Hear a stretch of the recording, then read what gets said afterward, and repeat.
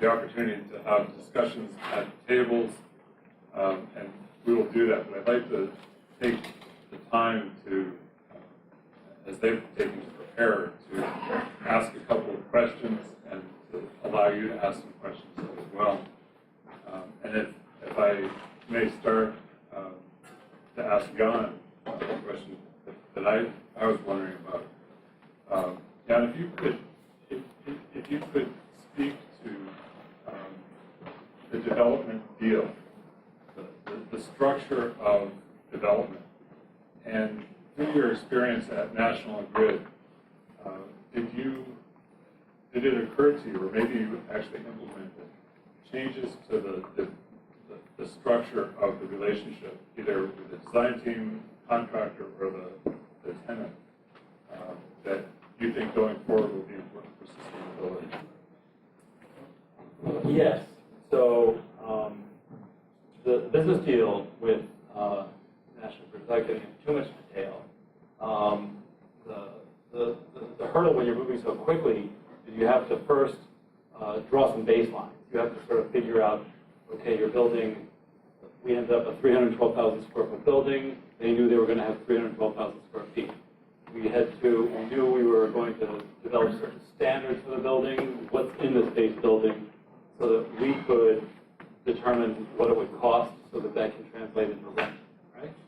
So, and we said there was a lot of flexibility that's built into it because we're now going downstream at the same time as we're developing the construction documents, developing the schematic documents, the mechanical systems, electrical systems for the building. We're thinking about fuel cells and wind turbines and photovoltaics, all things that have to interact with that in some way, that have to be paid for, that ultimately gets translated into rent. So the way that it worked, and it worked very, very well, it worked again for us at Alkermes, who was a lab facility that moved out of Cambridge and into our 850 Winter Street building, which was that long rhombus-shaped building up on the hill, where we worked together to define what our objectives were, what the improvements that the tenant particularly wanted to make that were above and beyond what we were going to make. We were going to make certain efforts in any case, but if they wanted to go above and beyond a certain amount, then that gets translated into either a reimbursement or into rent. And the thing that made it very, very good for National Grid and us is that, one, it becomes very, very difficult when a lease term is 5 years. The payback periods for certain improvements just don't have the same, they're not as easily offset. And what happens at the end of the 5 years? In the case of National Grid, we were able to work out a 20-year lease, which allowed us to incorporate things that maybe we wouldn't have if we knew that we were signing a five-year lease, and allowed them to incorporate things which probably would have cost way too much if they were looking for an 8 or 10-year payback, but they could easily justify it over the 20 years. And it worked very, very well. Ultimately, their rent, and they knew it, went up a little bit, but ultimately they also ended up with exactly the same building exactly the building that they wanted, with the input they wanted into the design, and with a building that when they showed up, they could actually walk the walk as opposed to just talking about it. Thank you. President Murphy, a lot of the energy solutions at ESF are on-site. That's the focus of many of the technologies. Thinking down the road, hypothetically perhaps, if you could plug into a renewable grid, would that be a good solution? And if so, what would that look like, and how would that impact how you would guide the design of your buildings? Well, we have obviously one approach is to buy green power, but we've shied away from buying green electrons because, as an educational institution, buying green electrons are not going to help in the education of our students. They need to touch and feel these systems. They have to experience them. They have to know what the advantages are, the disadvantages are. But I would expect that in the future, when we have a smart grid, our campus clearly will be interconnected, and literally there will be a flow of excess power into that smart grid, and at times when we don't need it, and at times when we do need it, we will be taking power off the grid. National Grid literally is putting a small combined heat and power system in a college residence. It's a free watt system, and that is currently being installed in their system, so that they can get experience in the system, return of power in the system, the draw of power in the system. So we expect to be interacting with the system, but for the purpose of education, we need to have the systems on our campus doing their job. Thank you. Why don't we take a few questions or comments from the audience? To President Murphy, your projects seem to be mostly energy-centric, and which is, I would agree, probably due to the carbon emissions, probably our most pressing critical issue. I was wondering, in the water space, we're looking a lot at energy embedded in water, or the so-called energy water nexus. And I was wondering to what extent you folks look at that, either energy embedded in water, and therefore water conservation leading to energy conservation, or the inverse being water embedded in energy, water conservation achieved through energy savings. Could you comment on that? Yeah, we did, this presentation was much more focused on reduction of our carbon footprint. But we have systems on campus. We have a green roof on campus that we installed some 3 years ago. We have several rain gardens on the campus. We have flex-paved forest pavement on the campus. We have a new parking project isn't very sustainable. But to the extent that we could, we have been involved in that, some forest concrete, some forest pavement. We have below-grade storage as an equalization system, as well as a recharge system, a groundwater system. So we have quite a bit of that on campus. But the thrust of that is to reduce our load because we're served by a combined sewer system. And so if we can cut back our stormwater load, the release of mixed sanitary stormwater in the adjacent waterborne body, which is on the lake, will be significantly reduced. I guess primarily for President Murphy, but also beyond some insight. In discussing with a lot of sustainability directors, as well as the folks at the American President's Climate Commitment Program, something interesting happens when behavior mixes with your actual energy use. And I work primarily in the solar space, and so for us, putting up a massive, very bold statement that's a solar system, say carports or a ground-mounted system, is phenomenal for your visibility and your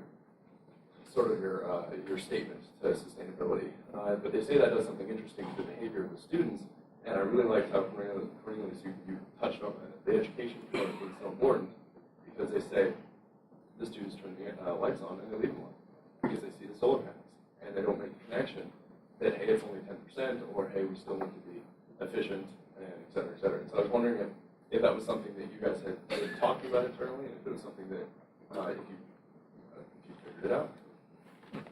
Well, when you have students, we have the highest density of bicycles on our campus. The one thing that we can't do is we can't put bike racks on the campus to meet the need. Our students fundamentally don't drive to campus. We don't have the parking that even if they could drive to the campus, they have a place to put their car. So they fundamentally have an ethic, even before they come to our campus, that's very demanding both of themselves and of the campus. Clearly, they go around turning lights off as opposed to turning lights on. frankly, it's the faculty that we have the biggest problem with. The students are a joy. But the students are incredible stewards. And I don't predict any reversing of their behavior based on having renewable energy systems on campus. They will drive us to ascribe to yet even higher standards. Yeah, maybe you could I speak can add to to it. that. Yeah, I'd like to.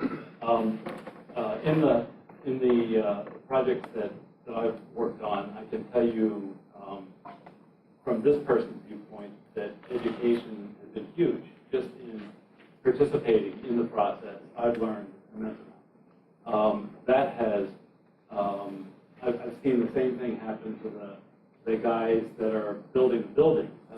They've learned so much about things that they had no idea about 5 years ago.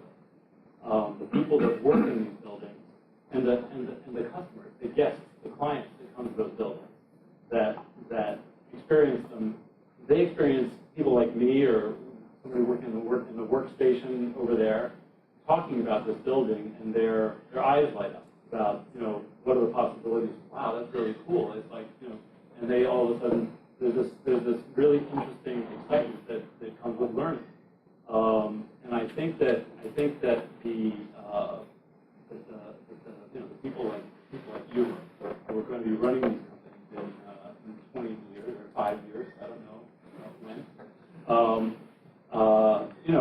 that bring these new ideas out there and continue the talk and continue that education. It's just huge. People are just, I think that the whole education thing is just amazing how it happens.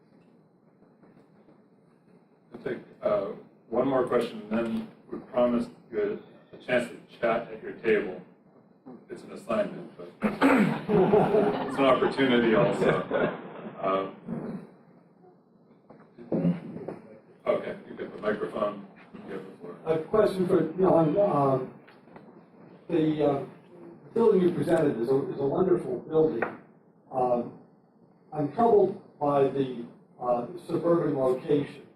And I'm wondering if, as a developer, you've been able to give some thought to how we move ahead on, if it even seems to you, as it does to me, that somehow our regional infrastructure has to be restructured in some way, and that just doing really good buildings one at a time isn't going to get us where we think we need to get to.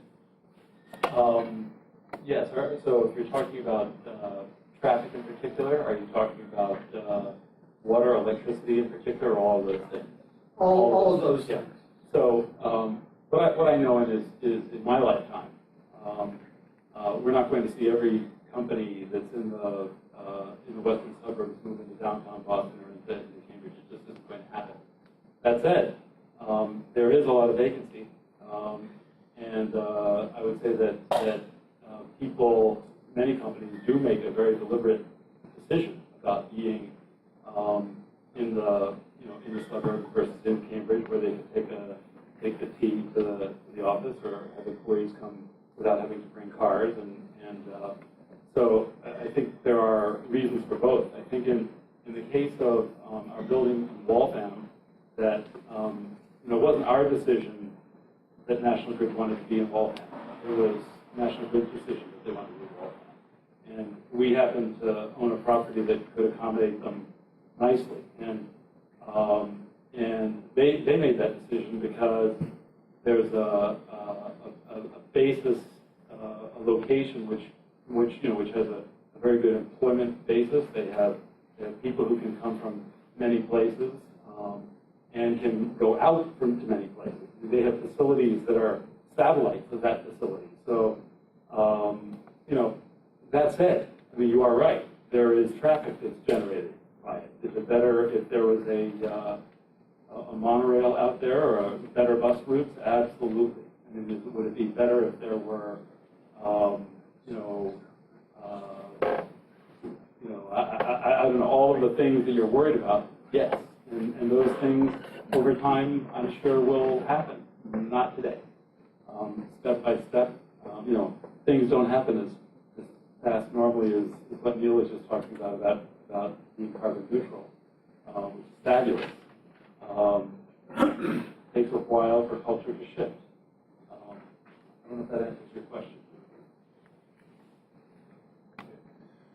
Well, as promised, we'd like to take a little time so that you can have discussions at your table. If you're sitting at a table alone, I encourage you to move to a table that you can discuss things with. And to have a focused discussion, in particular, about the topic, the title of this forum, Building a More Sustainable New England. What we'd like to ask you to do is to consider what information, what actions, what policies or incentives would best accelerate the region's progress towards sustainable development. And we have two very different case studies to be thinking about. But think about, I'll say that again, what information, actions, policies, or incentives would best accelerate the region's progress towards sustainable development. And what we'd like you to do is think about what are the high priority things that have practical application that we should be thinking about. I'm sure to be succinct, but I'll try my best. I think at our table we had a great discussion about what we thought it meant to be building a more sustainable New England. I think fundamentally we came down to two things, education and legislation. I think fundamentally everybody wants to do the right thing in terms of sustainability, but often we're not given the feedback, we're not given the information to make informed decisions about how we lead our lives, what it actually means in terms of some of the decisions that we make. So if we could give feedback, if we could give people information to make informed decisions about how they use energy within the built environment, and I think that could be a very powerful thing in terms of reducing energy. And obviously the second component, legislation, sometimes education is going to get you so far, but I think sometimes you need legislation to try and move things forward. So those are the two things that came from that. So was there something specific that you thought to legislate? I think the ones that came to mind, and this is really from New England. New England is predominantly, from an energy perspective, it's a heating load.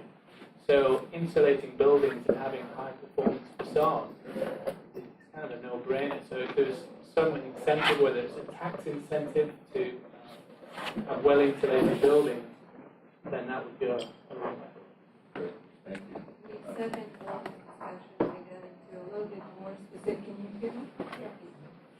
More specifically, I'd like to add to educational legislation critical drivers for the incentive.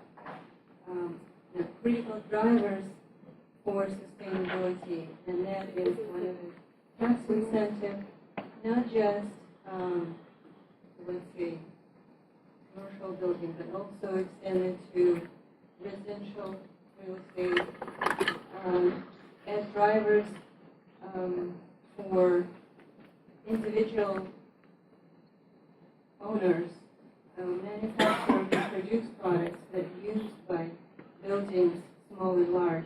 New England in particular is mostly, has a lot of old buildings, which are less attendant from sustainability point of view than building new. When we build new, it's easier to consider zero energy. When we have old building, and especially which is occupied by multiple tenants, commercial or residential, it is much more difficult to coordinate all that.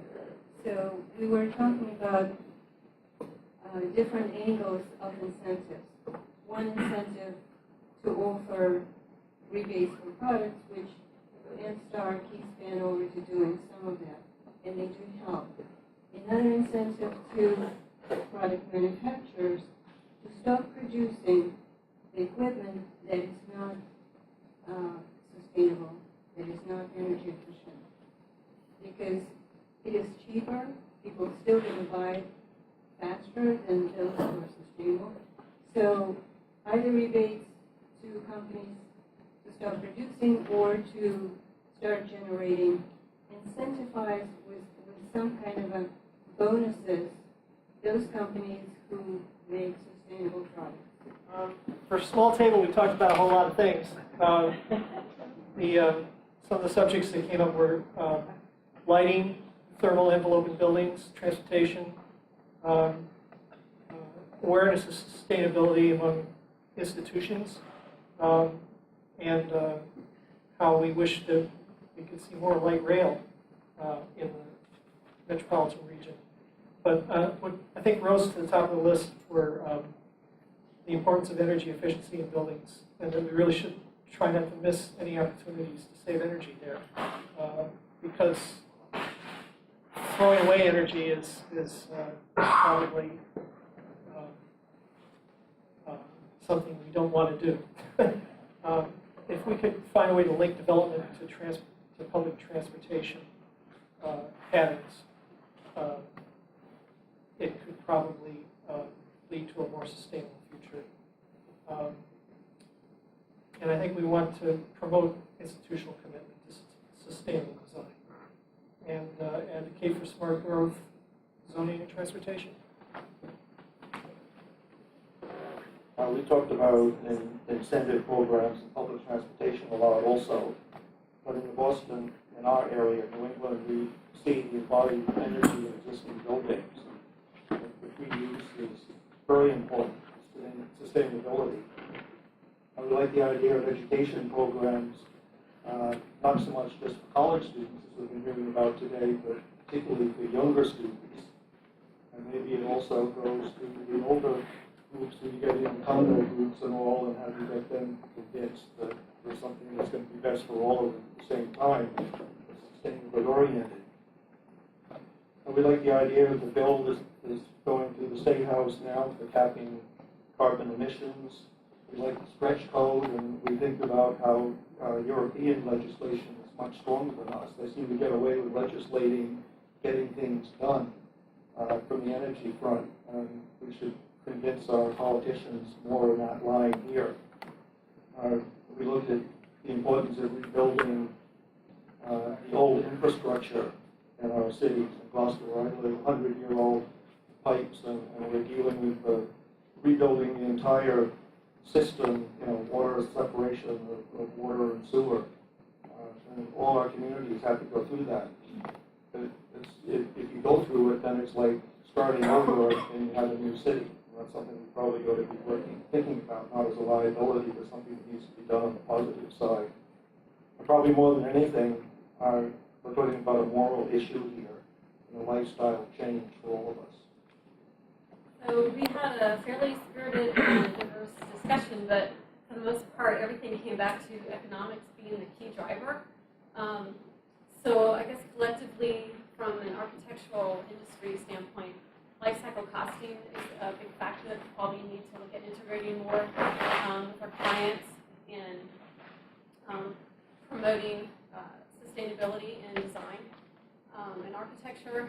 And from a legislative standpoint, energy costs need to spike as they have off and on. But from perhaps a utility infrastructural standpoint, looking at externalities as being integrated into these energy costs. And also, again, legislation. We talked about legislation, cap and trade being something that that needs to be, from a federal standpoint, needs to be integrated. We talked about energy shocks, again, being more of a reactionary measure, and so we didn't quite get to how to be proactive. But if we always are reactionary in the way that we do our work, we're not really ahead of the game. So perhaps something that needs to be part of the discussion is how to be proactive in getting the general public to see this and to sign on to that. And then curriculum development as well. Looking at removing some of the red tape from political committees and be more aggressive about integrating sustainability